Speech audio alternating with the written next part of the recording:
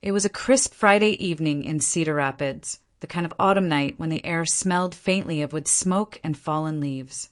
The lights of Bella Vista Steakhouse shimmered against the dark windows, and Brooke Whitman paused outside the door, straightening the sleeve of her navy blue dress. Robert had always said that color suited her best. 10 years had passed since his heart gave out in that same house they built together. Yet, sometimes she still reached for him when the wind grew cold. Tonight, she wanted to look beautiful, not for herself, but for her family. Inside, the restaurant buzzed softly with conversation. She spotted Andrew immediately, her son, fidgeting with a napkin as if the linen itself made him nervous.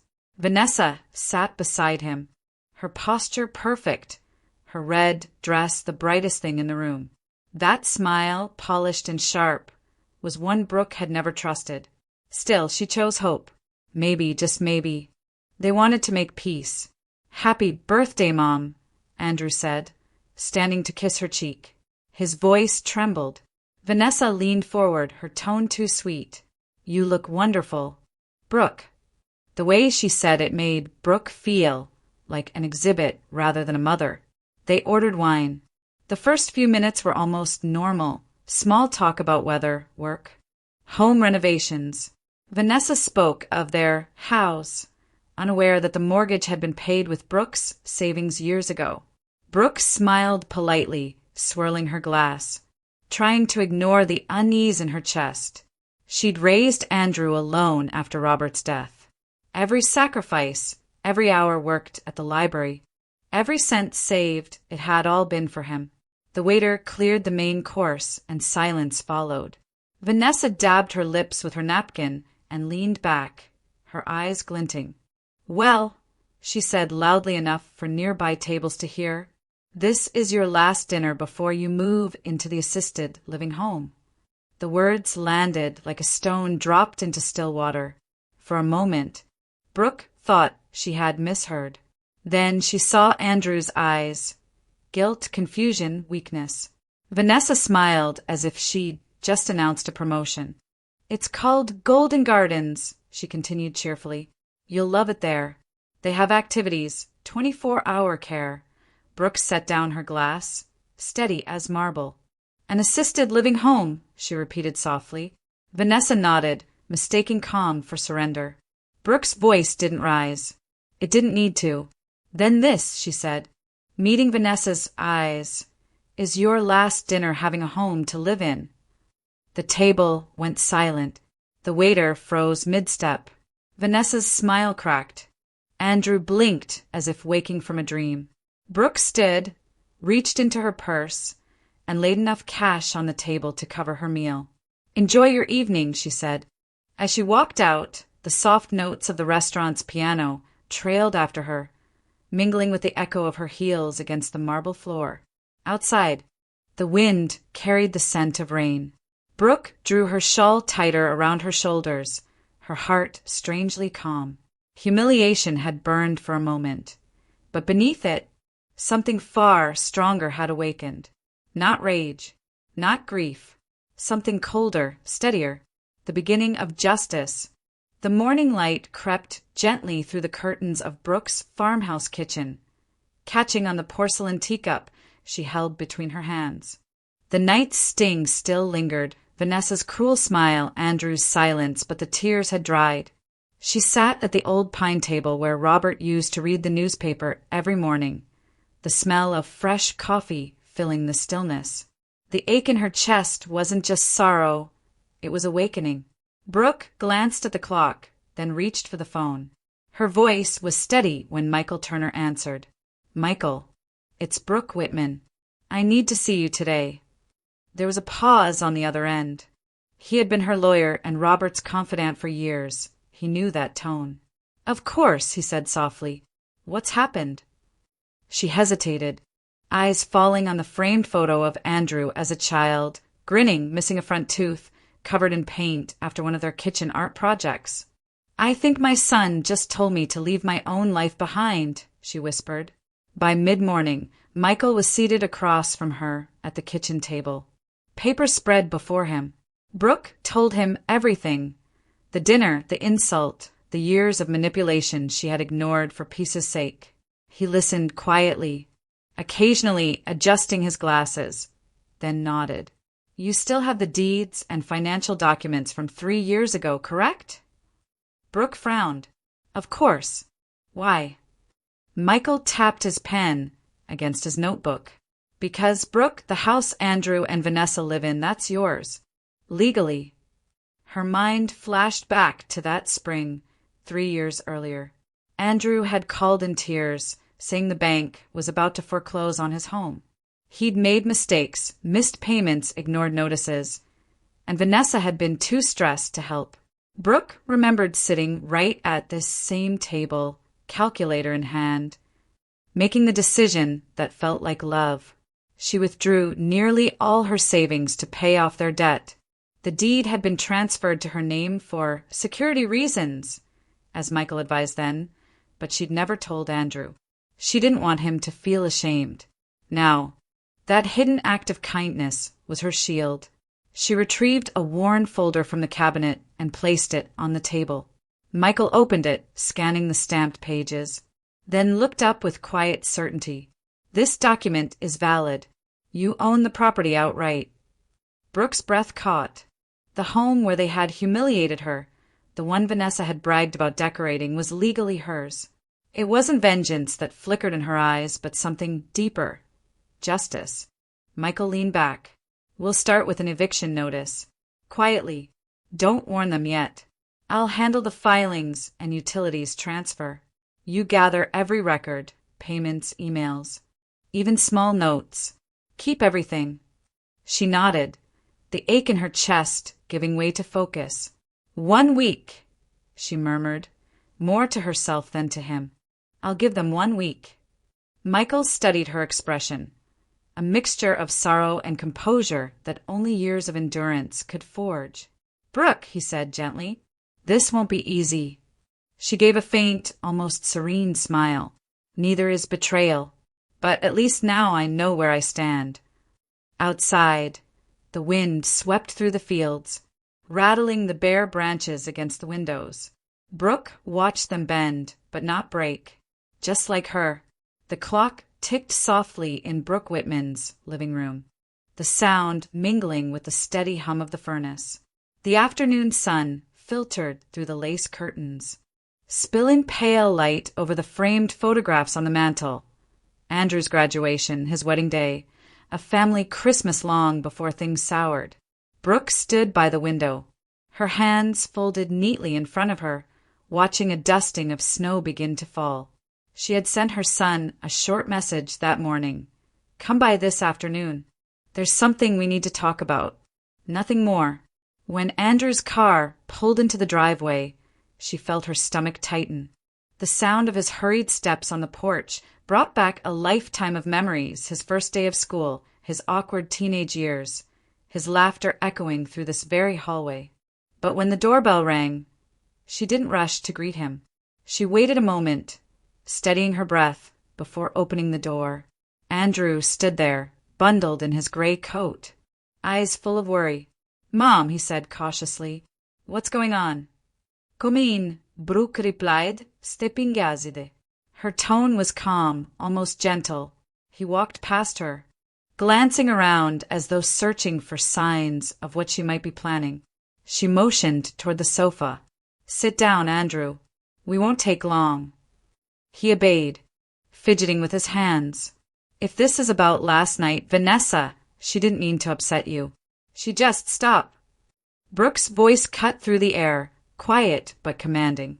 She took a seat across from him in Robert's old armchair, setting a thick folder on the coffee table between them. This isn't about last night. It's about the truth you've forgotten. Andrew frowned, confused. The truth. Brooke opened the folder, revealing the crisp property deed. You've been living in my house. Andrew, not yours. He blinked, his face tightening as if she'd spoken another language. What? No, that can't be right. We have the mortgage. We make payments. You did, Brooke said evenly. Until 3 years ago, when the bank was ready to foreclose. You called me in tears, remember? You said you'd lose everything. So I paid off. Every cent. The deed was transferred to my name for protection. I never told you because I believed you'd understand someday. That you'd repay it in kindness, not cruelty. Andrew stared at the papers, color draining from his face. You can't do this, Mom. Brooke's expression softened, but her eyes held steady. You wanted me gone from my home. Now you'll learn what that means. He shook his head, panic rising in his voice. You're overreacting. Vanessa didn't mean it that way. We were just worried. Worried about what? That I might live long enough to see what kind of man you've become. The words hurt her more than they hurt him, but they needed to be said. She stood, placing her hand gently on the back of the chair for balance. You have 1 week to leave the property. Michael Turner will deliver the official notice on Monday. Andrew's mouth opened, then closed again. For the first time, he looked at her not as his mother, but as someone he no longer understood. We're family, he said weakly. Brooke looked down at him, her voice soft yet unyielding. Last night, you made it clear that I'm not part of your family. I'm just returning the courtesy. The silence that followed felt heavy, final. Andrew rose slowly, avoiding her gaze, and walked toward the door. When it closed behind him, Brooke remained still for a long while, listening to the sound of his car fading down the snowy road. Only then did she exhale, her hands trembling slightly as she gathered the papers back into their folder. Her heart ached, not from anger, but from the grief of letting go. She had lost her son long before this day. All she had left now was the strength to protect what remained of her dignity. Sunday morning broke gray and silent over the fields of Cedar Rapids. A thin frost clung to the kitchen windows as Brooke poured herself a cup of coffee and sat at the table. The quiet should have been comforting, but her phone wouldn't stop buzzing. Unknown numbers, then familiar ones, her sister Diana, an old church friend, even her late husband's cousin in Des Moines. Each call carried the same tone. Hesitant, pitying, almost apologetic. Brooke, are you all right? Diana asked on voicemail.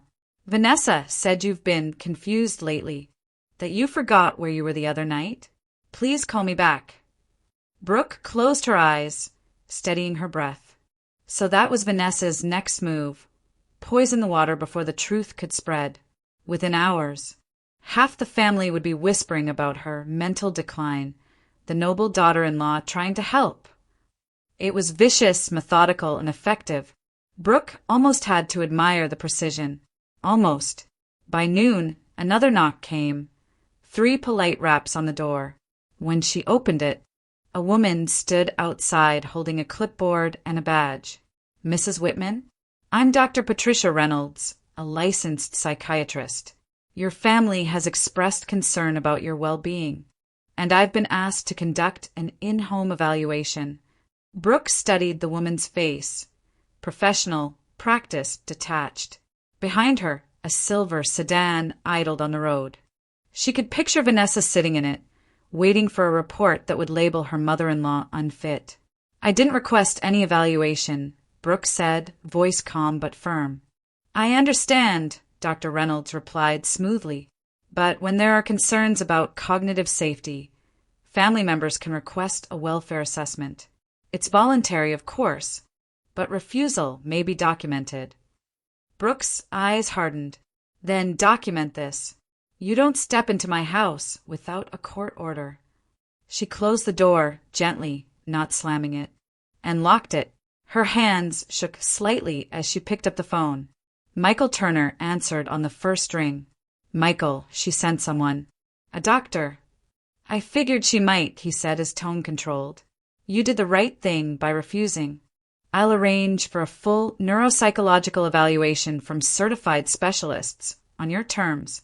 We'll keep the report sealed, but ready if we need to prove competence.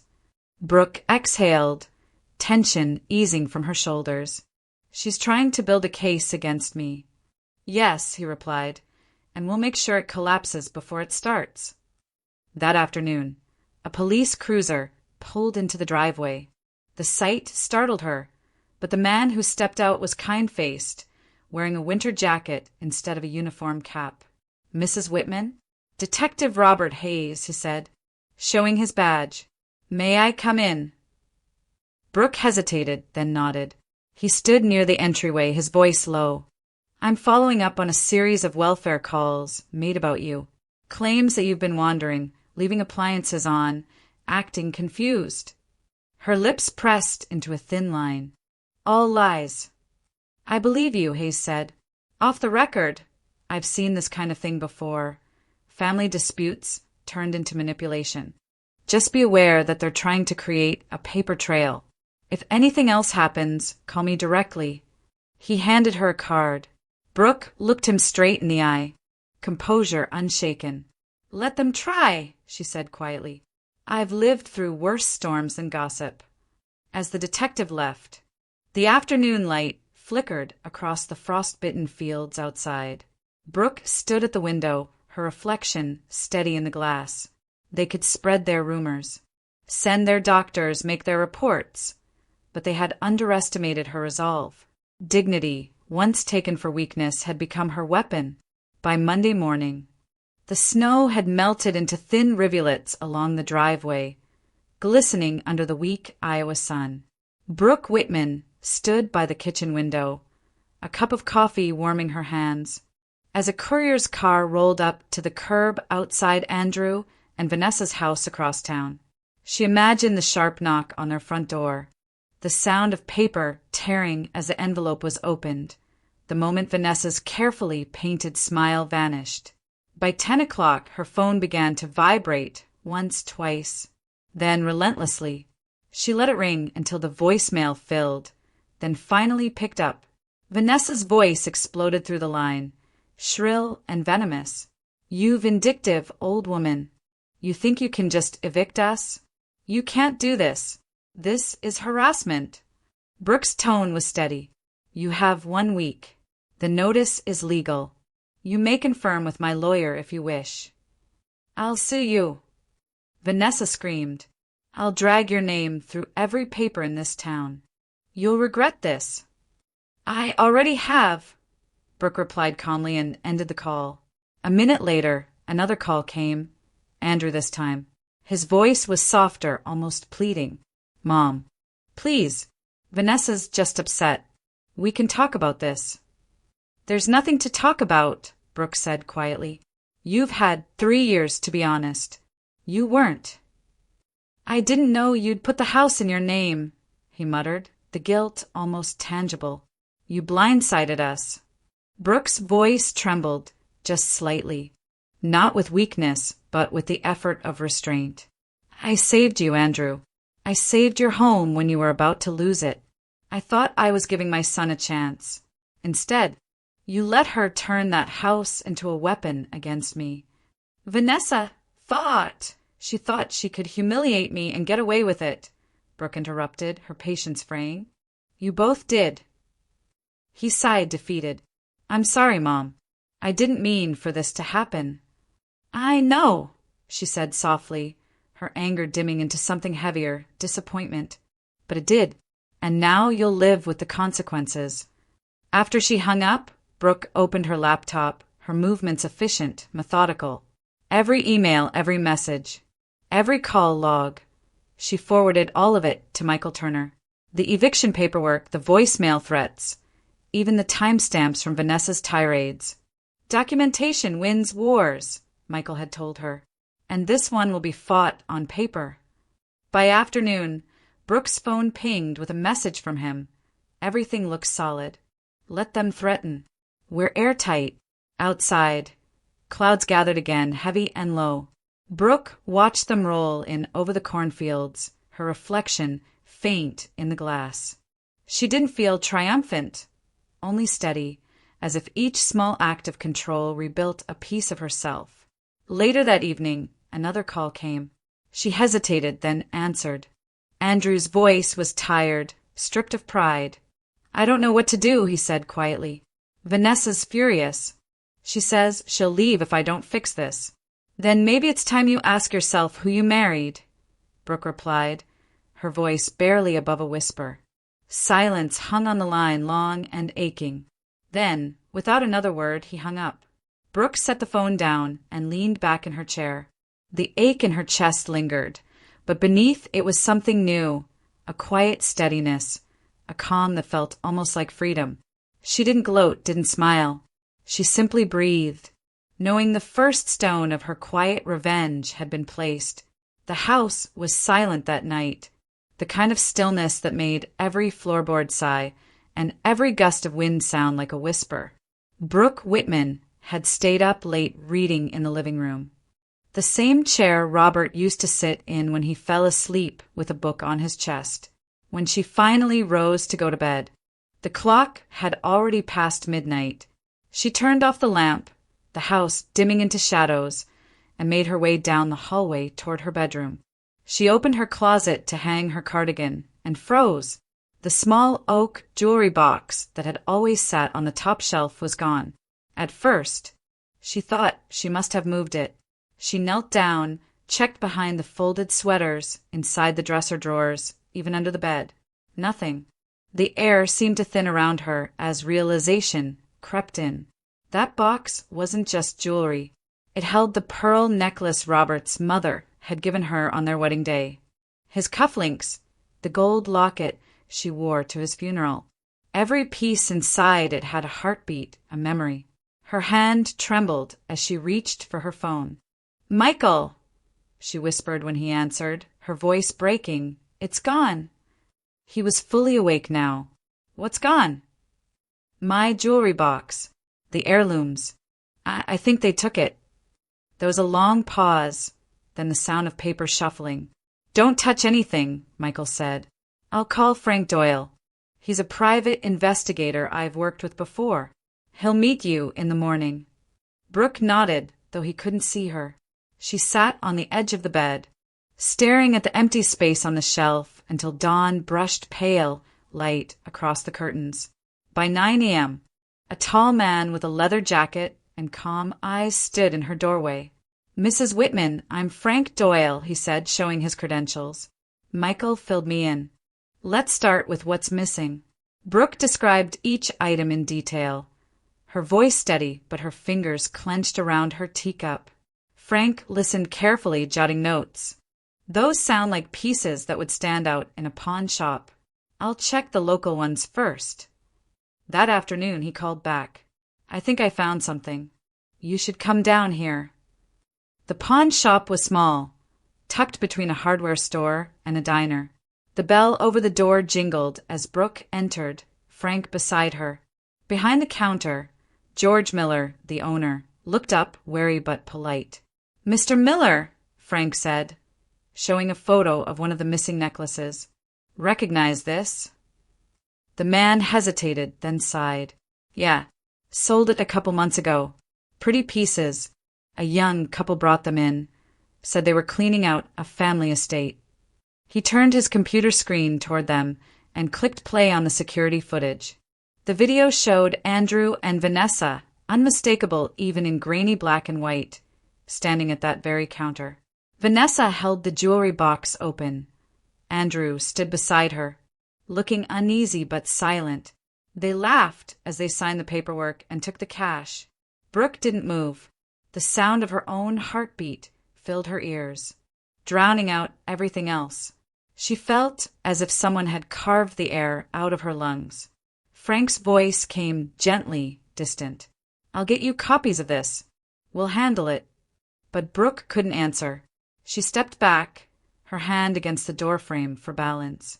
She had imagined many forms of betrayal over the years, neglect, cruelty, greed, but not this. Not her son, selling the last tangible pieces of the life she had built. When she finally spoke, her voice was barely a whisper. "There's nothing left for them to take now." She walked out of the shop into the pale afternoon light, the world strangely quiet, for the first time since Robert's death. Brooke felt truly alone. Not because she had lost everything, but because she finally understood that the people she'd loved most had taken it willingly. 2 days later, the first snow of December swept across the Iowa fields, tracing the bare trees in white.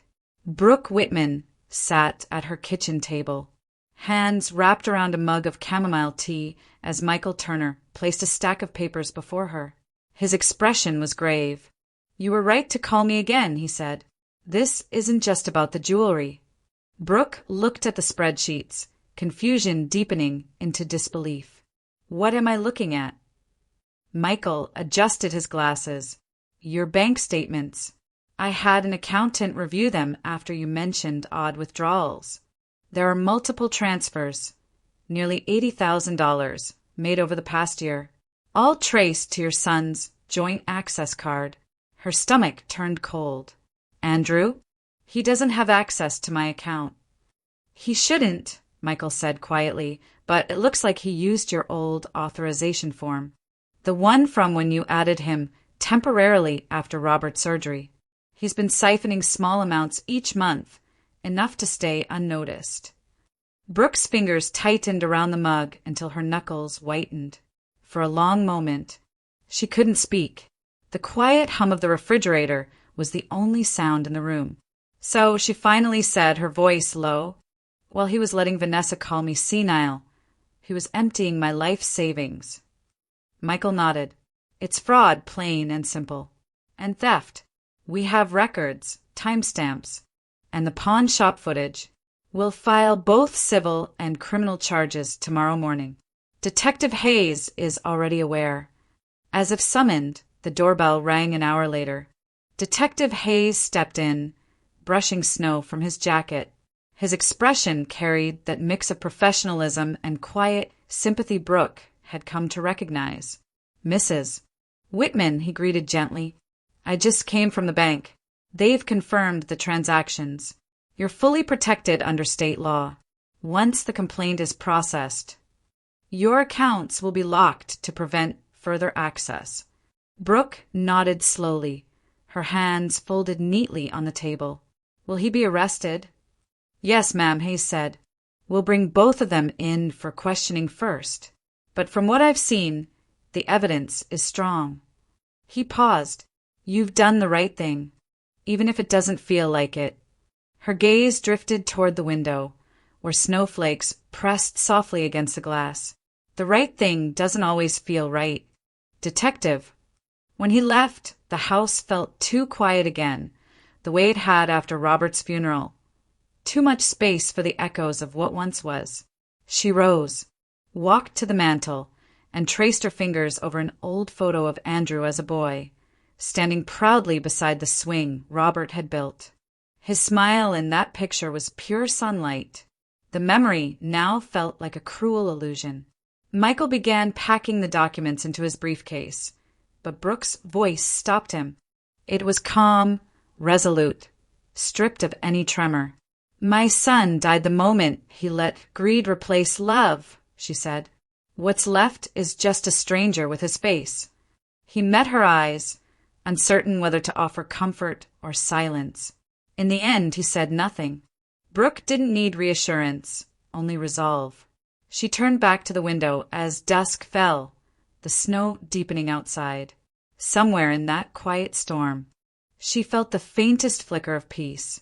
Justice was no longer an idea. It was in motion, cold and certain, like winter itself. Snow still covered the ground when the call came in from Detective Hayes.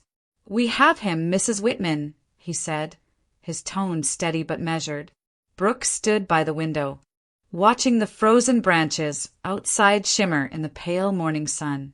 "Andrew was taken into custody this morning. Vanessa's gone, likely out of state. We've issued a warrant." Brooke said nothing at first. She could almost picture it, the flashing lights, her son's bewildered expression as the officers led him away.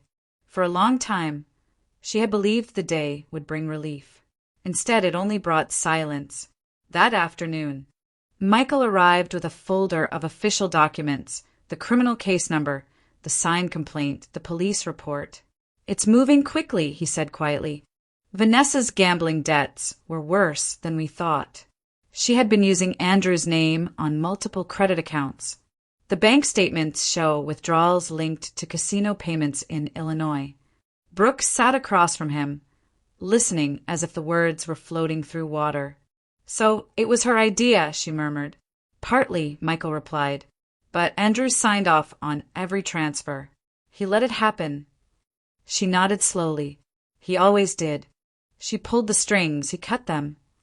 2 days later, Detective Hayes arranged a brief visitation. The police station smelled faintly of disinfectant and coffee. Brooke walked down the corridor with slow, deliberate steps. When she entered the small room, Andrew was already seated behind the glass, his hands cuffed, his face pale. He looked older, tired, unshaven, hollowed out. He tried to smile. "Mom," he whispered through the phone receiver. Brooke sat down across from him, her own reflection faint in the glass between them. "You wanted to see me?" Tears filled his eyes. "I didn't know it would go this far. Vanessa," she said, she'd fix everything if I just helped her. She said we'd pay you back. But then the debts kept growing. She started threatening to leave, said I'd lose everything if I didn't do what she asked. Brooke's voice was calm, steady. "So you stole from me to keep her." He pressed his forehead against the glass. "I thought I was protecting my family." She looked at him for a long moment, studying the boy she had once raised, the boy who used to bring her wildflowers from the yard, who used to promise he'd take care of her one day. Now, sitting across from her, he was a stranger in every way that mattered. "I don't hate you, Andrew," she said softly. "I wish I could. It would be easier." He looked up, desperate. "Can you forgive me?" Brooke's eyes glistened, but her voice didn't falter. "Forgiveness isn't freedom," she said. "It's understanding you can't return." For a heartbeat, neither of them moved. The only sound was the faint buzz of the fluorescent light above. Then she stood, placing the receiver back in its cradle. Andrew pressed his hands against the glass, but she didn't look back as she walked out. Outside, the cold air bit at her cheeks. The parking lot was quiet except for the sound of wind brushing against the snow. Brooke tilted her head toward the sky, breathing deeply. It wasn't victory that filled her chest. It was something sadder, heavier, but cleaner. The line between love and justice had been crossed, and though her heart mourned it, her soul finally stood still. 6 months passed, and Cedar Rapids had traded winter's hush for the gentle hum of summer. The courthouse had long gone quiet, its echoing halls now holding only memories of hearings and signatures that marked the end of one story and the start of another. Andrew Whitman had been sentenced to 8 months in county jail and 3 years of probation. Vanessa had never returned. Some said she was spotted in St. Louis under another name. Brooke no longer asked. Some closures didn't need confirmation. She now lived in the same farmhouse, but it felt different, lighter somehow. Gone were the stacks of legal files and the boxes of evidence that once littered her dining room table.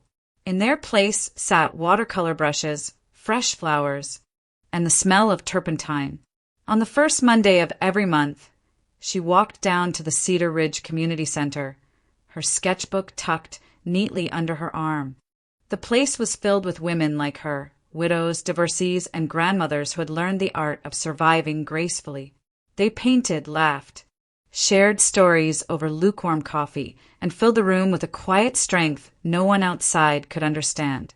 Brooke's hands, once used to balancing ledgers and signing legal forms, now traced the delicate outlines of landscapes, rolling fields, endless skies, and small country houses with yellow lights glowing from the windows. She never called herself an artist, but when her instructor once asked what her favorite color was, she smiled and said, "Whatever peace looks like." Michael Turner stopped by occasionally, not as her lawyer, but as a friend.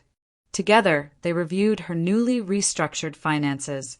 The theft had hurt, but she still had enough, more than enough, really. She decided to put her money to use where it mattered.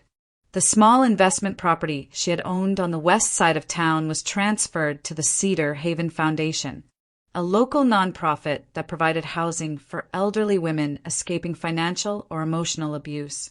"There are others like me," she told Michael as she signed the deed. "They just don't have lawyers or second chances." Word of her donation spread quietly through the community.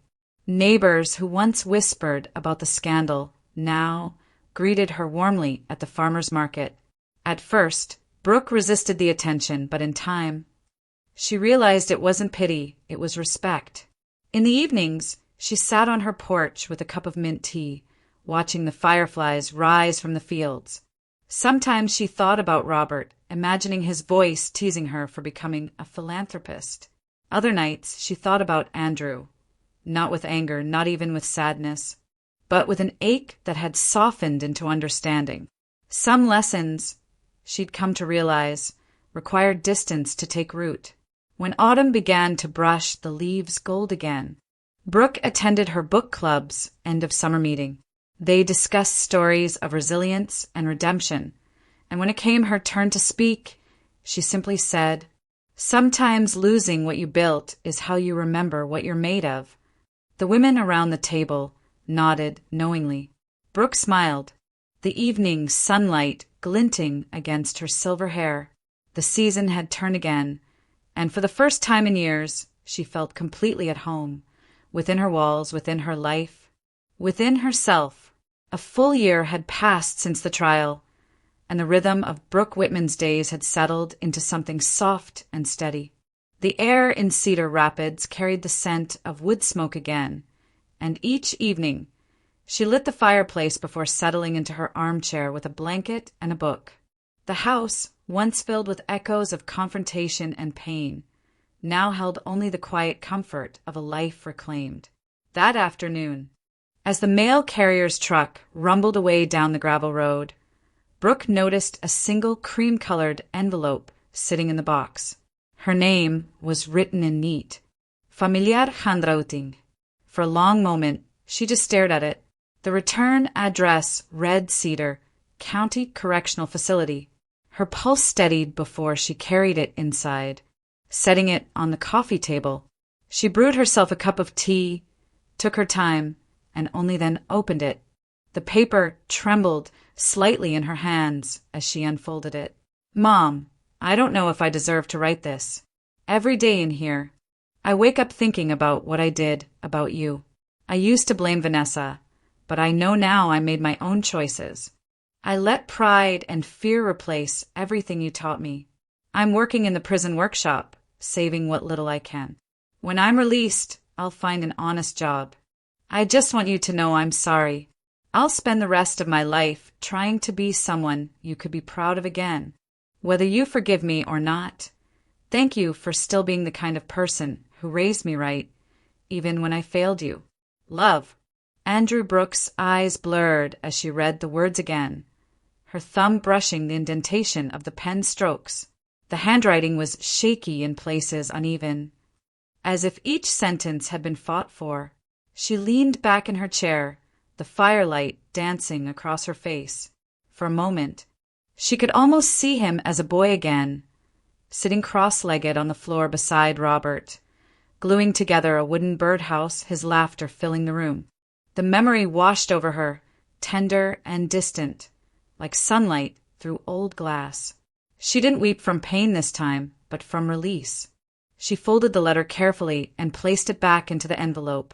Then she slid it into the drawer beside the fireplace, between a family photo and Robert's old pocket watch.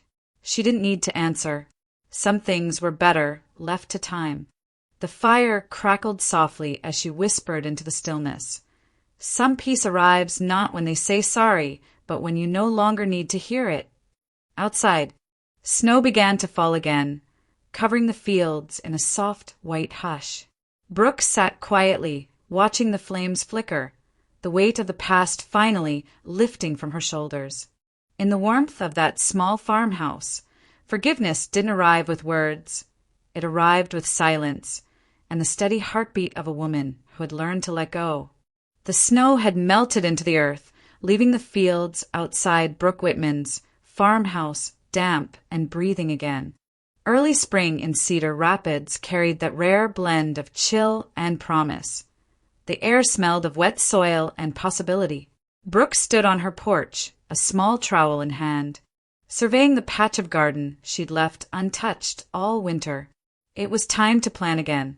A car pulled into her driveway, tires crunching against the gravel.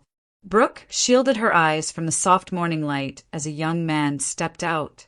He looked to be in his late 20s, broad-shouldered, neatly dressed, his dark hair catching the sun.